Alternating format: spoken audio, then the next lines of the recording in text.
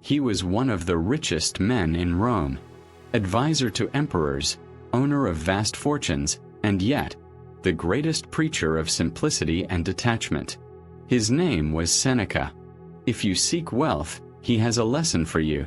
The greatest danger of money is not poverty, but the fear of losing it. Seneca left us a roadmap for a life of abundance without the slavery of greed. He shows us the paradox. True wealth is the ability to live well without it.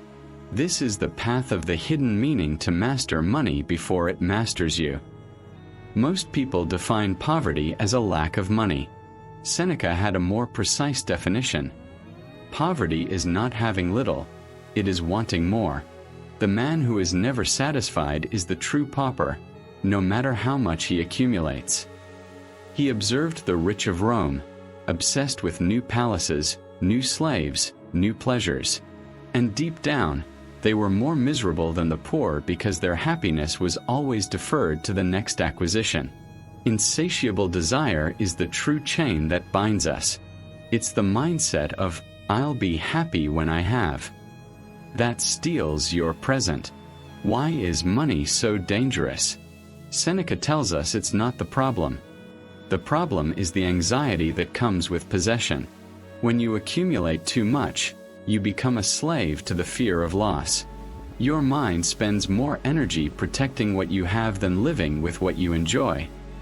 The wealthy Stoic Seneca saw his possessions as items loaned by fortune. He enjoyed them but was ready to return them at any moment without regret. True financial freedom is the mental ability to return to poverty without suffering. It's the practice of owning your money, not the other way around. Seneca proposed a radical exercise to combat the fear of loss: voluntary poverty.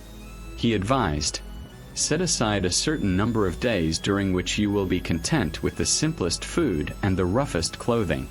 What's the purpose of this? It's a mental rehearsal against misfortune. By choosing to practice poverty, you prove to your mind that true need is far less than luxury.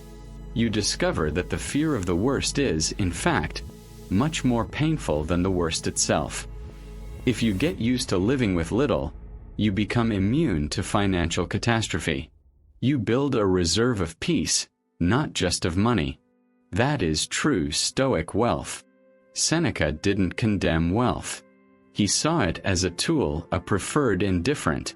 Money makes it easier to practice virtue, but it is not virtue itself. Money, he said, allows you to be more generous, to help friends, to have time for philosophy. But if money becomes the purpose of your life, it destroys your morals and your character. The wise man uses wealth as a servant. The fool serves wealth as a master. The value of money lies not in what it buys for you, but in what it allows you to do for others and for your own soul. The pursuit of status and ostentation was, for Seneca, the greatest trap. Envy and social comparison consume peace. He warns us, if you buy things to impress others, you're not rich, you're a slave to appearances. The true luxury of the Stoic is time and simplicity. The rich man who needs a gigantic palace, expensive parties, and public approval is paying a steep price with his freedom and his life's time. He is renting his peace in exchange for empty applause. The wise man enjoys luxury if it comes but doesn't suffer if it goes. He is self-sufficient in his happiness, and that is the only wealth fortune cannot take. The key to financial peace lies in the principle of sufficiency. Define what is enough for an honorable and dignified life, and stop chasing the infinite. Human nature is content with little. Vanity is content with nothing. If you have enough to eat, dress, and have a roof over your head, you have the essentials. The rest is extra. The effort to earn the extra must be balanced with the cost to your peace and your life. Most people spend the majority of their time earning money to live the last quarter of their lives, but they lose the first 3 quarters in the process. The Stoic doesn't seek poverty but indifference to wealth. What truly matters is character, and that cannot be bought. Imagine you have 2 pockets. In one, you have the money you're using now.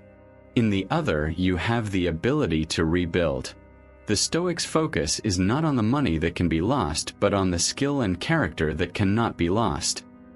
You can lose all your possessions, but if you've kept your virtue, your discipline, and your reason, you are rich again. This is what Seneca calls the innate resource. True security lies not in your bank balance but in your mental self-sufficiency. How do you know if you're free from the slavery of money? By your reaction to loss. If losing money or status or possessions destroys your peace, you didn't own the money owned you. The Stoic sees loss as a test. It's an opportunity to practice fortitude and acceptance. It's a chance to prove that your happiness lies in your virtue, which is unassailable. Pain is a warning. Suffering is the refusal to accept what Epictetus taught us, that possessions are beyond your control. Seneca was relentless in defining true wealth. He said the greatest wealth is possession of your time, and the only wealth that grows by being spent is friendship. Both are priceless. Time is the only resource you lose every moment. Using it for philosophy, reflection, and virtue is the only way to be truly rich. True friendships are your moral safety net, a treasure unaffected by financial crises. Don't trade your time and friends for money. Trade your effort for a fulfilling life, and money will come as a byproduct, not the ultimate goal. Wealth, in the end, is just a backdrop. Seneca invites us to be self-sufficient in happiness. Your peace must be built on the solid foundation of your principles, not the quicksand of your possessions. The final question is, can you be happy if all you have is your mind and your character? If the answer is yes, you are the richest man in the world. If the answer is no, keep journeying toward true wealth. Money can buy a bed but not sleep. It can buy luxury but not peace. Use Seneca's lesson to master your relationship with wealth. Practice sufficiency and mentally prepare for any reversal of fortune. If you're ready to enjoy wealth without being its slave, join the hidden meaning. Leave the word sufficiency in the comments to seal your commitment to true financial freedom.